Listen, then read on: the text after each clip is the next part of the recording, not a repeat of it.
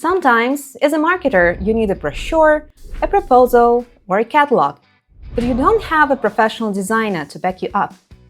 Sure, you could always turn to PowerPoint, but what if we told you that you could create a flipbook that looks like this, or this, with zero design skills? And it's much easier than you think. Hi, my name is Anastasia. I'm a content marketer here at FlippingBook, and we've been helping people like you create great content for over 20 years now. So today, let us show you how to design a flipbook that grabs attention. You'll learn the basics of good content layout, how to optimize it for mobile screens, and make it more accessible. We'll also share a few advanced flipbook design tips for better navigation and interactivity, so you can create a flipbook that really stands out. So, let's dive in. We'll start with the basics and first create a PDF for our flipbook.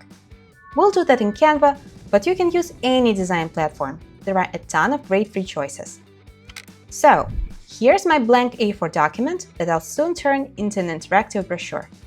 I already have all the text ready, so I'll just go ahead and paste it. First things first, when adding a text, go for bigger fonts, like size 30 for headings and 18 for default text. These will help you make the content legible on both large and small screens.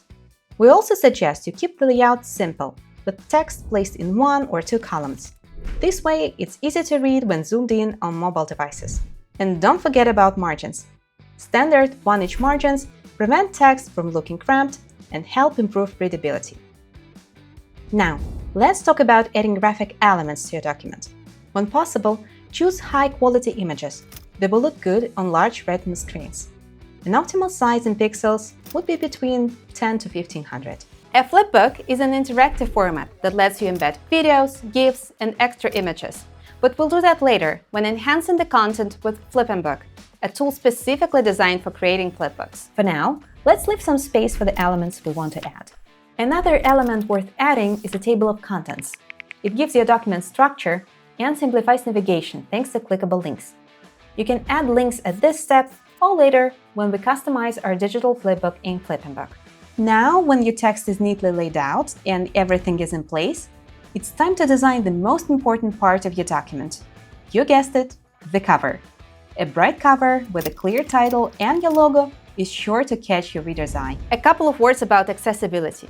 It's important that your PDF is accessible, and to achieve that, you'll need to follow a few rules, like introducing a solid content structure and adding alt text to graphic elements. We have a link to the full guide in the description below. But one of the surest ways to make your PDF more accessible is to stick to the high contrast ratio when selecting your color scheme. The general recommendation would be 4.5 to 1 for regular text and 3 to 1 for large text. Just compare. Here's a document with a low contrast ratio, and here's with a high one. Much easier to read, right? Here's a quick recap. Use large fonts to ensure better readability on small screens. Go for 1 or 2 column layout. Use high-quality graphics where possible. Leave space for interactive elements if you plan to add any later on. Add a table of contents for easier navigation. Now that our PDF is ready, let's turn it into a flipbook and maximize interactivity. So, what is FlippingBook? Basically, it's an easy-to-use tool that can transform any PDF into a good-looking interactive flipbook in a few minutes. I should mention it's a paid tool, but you can try it free for 14 days and explore almost all the features it provides. So go ahead and try it now. The link's in the description. So here's our PDF turned flipbook. As you can see, it's got a nice page flip effect, all the text and images look good. Now we're going to brand it. Branding your document is important for brand consistency and making your content recognizable at first glance. So we'll add a logo. You can also make it lead to your website on click. Then select a matching background to bring out the design of our brochure and change the color palette to our brand colors. As a final step, we'll brand our flipbook link. You can replace the standard online.flippingbook.com with your own domain name and customize the numbers part here with something mentioning your content, like evergreens high here. This will boost your click-throughs as the content will be easy to identify. Now, let's add a few interactive elements. Here's my property highlight. Remember how I left space for it? I just copied the video link, go to Editor, select Video, and paste the link. That's it. Now, let's add more images to showcase the property's special features. Image Gallery here lets you add as many pictures as you want while saving space on the page and making the brochure fun to explore. Here's what it looks like when your reader taps on the pop-up icon. What if I want to make the content even more engaging? The best way to achieve this is by adding a GIF.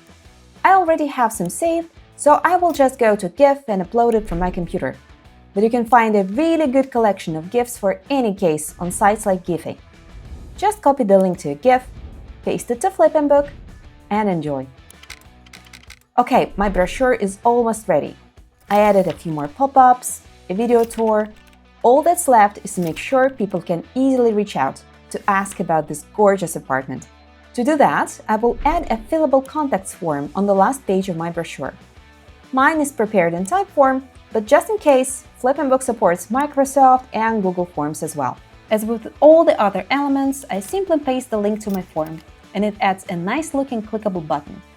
I can customize its color and text size to match the brochure better. Bonus tip: you can swap a contacts form for a lead capture form. Place it on any page of a Flipbook to collect readers' emails, names, and other important info.